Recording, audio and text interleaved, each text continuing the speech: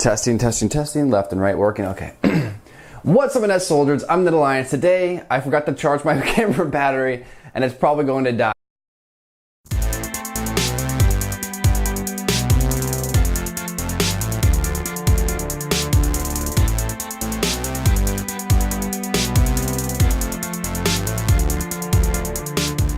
What's up, Net Soldiers? I'm the Alliance. Today I'm bringing you guys another Q&A, and instead of calling it Q&A nowadays, I'm going to start changing it to Ask a Net because everybody else is doing the whole ask something. So I think that's like the new trend. So I'm just going to do that because, you know, that's just how I roll. So of course, like always, if you have any questions for me, it could be personal questions, it could be Star Wars questions, it could be like any type of movie questions, it could be anything. Let me know in the comments below, and you might just be featured in the next Q&A or the next Ask Net. And as always, if you enjoyed this video and you want to see more, remember to like and subscribe for more Star Wars videos. But without further ado, let's begin.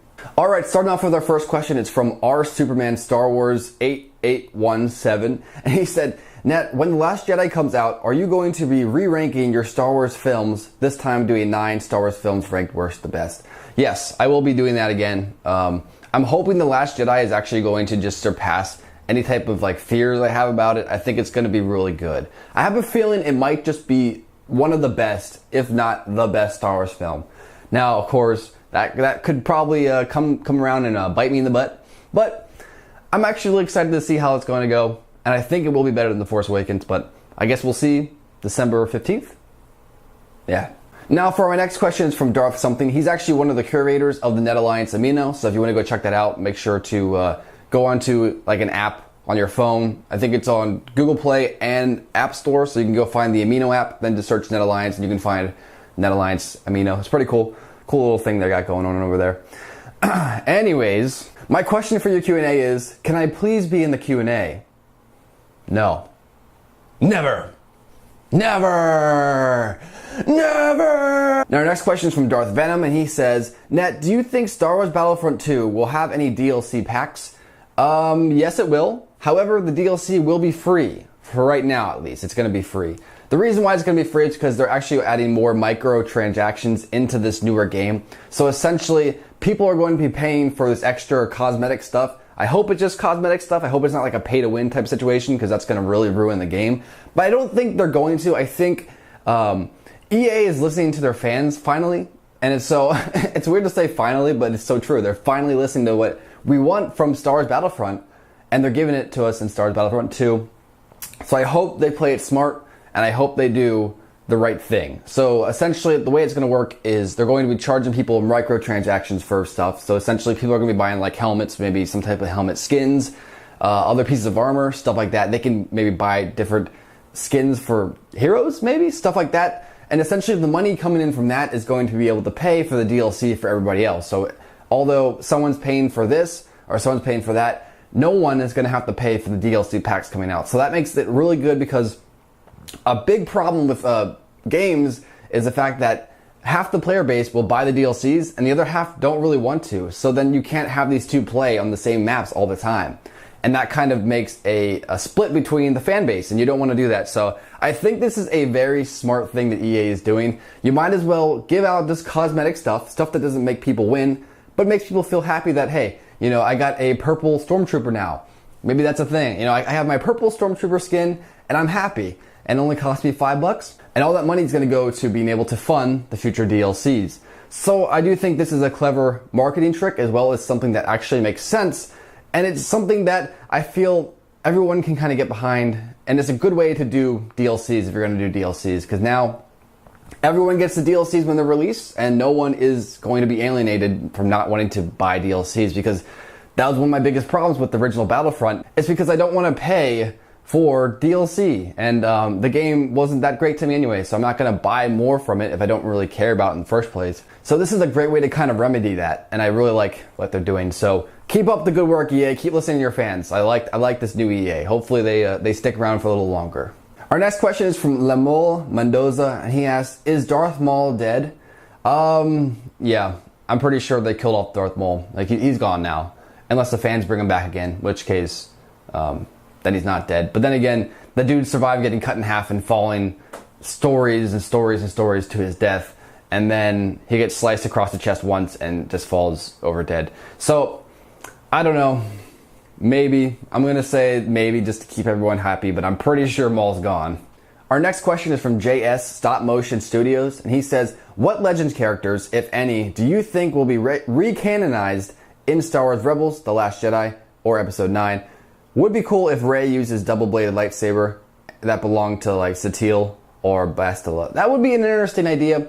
I don't think they're going to go that route, actually go and take like Old Republic characters. I think that's going to be like Disney's go-to place after they're done with Episode 8 and 9. So we'll see how that goes. But I gotta say, if I gotta pull anyone out into canon, I think it'd be cool to see Kyle Katarn. I think he makes the most sense, maybe. You know, perhaps we see him in a flashback even. Maybe Kylo was Kyle's apprentice or something. Something like that would be pretty cool. But overall, I do like the idea of a double staff blade for Rey. I think that's the way they're kind of going. So essentially, the first movie, she got the lightsaber at the end, but mostly she had her staff. So the first movie was, I should say the 7th movie was Rey's staff. Episode 8 is going to be her learning how to use as a standard lightsaber, which is Anakin's lightsaber, and then something's going to happen to that lightsaber. Perhaps Luke's just going to take it, maybe his green one's going to get destroyed, and he's going to use that blue one again. And then Rey is going to get a double staff blade. I see it coming. I actually think she's probably going to get like a yellow one. That'd be really cool. Which would be a really cool homage to Bastila, because Bastila actually had a yellow double blade lightsaber. So that'd be really cool. But yeah, that's cool ideas. But I gotta say, if anyone they're going to pull back, I think it's probably going to be Kyle Katarn, or at least a caricature of someone like Kyle Katarn. So that'd be pretty cool. In fact, speaking of Kyle Katarn, I've actually had a couple of fans say when I grow my beard out, I kind of look like him. So like, I'm like, I'll play Kyle Katarn if Star Wars wants to call me up. Hang on, I got the green lightsaber right here. I'll be like, I'm Kyle Katarn. Let's do this. But honestly, on a serious note, hey, if they want to make me Kyle Katarn, cool. I'll totally be Kyle Katarn. But we got to get like a change.org petition going on or something like that. So let's do it. My next question is from Tiki Tempo. This guy's always on my Q&As. He's got good questions, so keep it up, buddy. And he asked, who is your favorite Episode 7 Star Wars character? Now, for me, this is a tough question. And when I first put this on, I thought this would be like instantly easy, but it really is a tough question because for me, all the characters in The Force Awakens are just kind of all right. You know, there's no one who kind of stands out to me. I guess I liked Han Solo in the film. He was pretty interesting. You know, it was kind of rugged. Not who I was expecting Han Solo to be after all this time, to essentially be the same guy. You know, I thought he would have changed a little bit more, but he is essentially the same character from the last time we saw him. But that's okay. He is Han Solo, so he's allowed to do that. You know what? I know I'm probably going to get some flack for this, but I honestly think my favorite character is Rey. I don't know. I think it's something about her. I know the whole, you know, Mare Ray Sue, get it? Mare Ray Sue, ha ha, oh. And I'll admit, I make fun of that situation too. Like at first when I saw the fight between Rey and Kylo in Episode 7, I actually left the theater going, that doesn't make any sense. Kylo was trained, Rey was not. How did she win? This doesn't make any sense. But as time has gone on, and I've heard the idea of her actually being a reincarnated Anakin Skywalker, and so although she can't remember Anakin's memories, she at least has like adopted his skills, which he was an excellent pilot, which she was. He was an excellent lightsaber duelist, which she was. And he was really powerful with the Force, which she was. So the idea of Rey actually being a reincarnated Anakin, it's kind of making me like her a little bit more because it makes sense. Now, I don't know if it's actually true yet, but I do really like the idea now that I've kind of sat on it a little longer. And I want that to be a thing. And if it is a thing, I'll accept her character more, and she's definitely going to be one of my favorite characters of the new trilogy. Our next question is from Kamehameha 2000. And he asked, why are you so good? That's the way it goes, you know? Some people are born with it, some people aren't, you know? Lifestyle.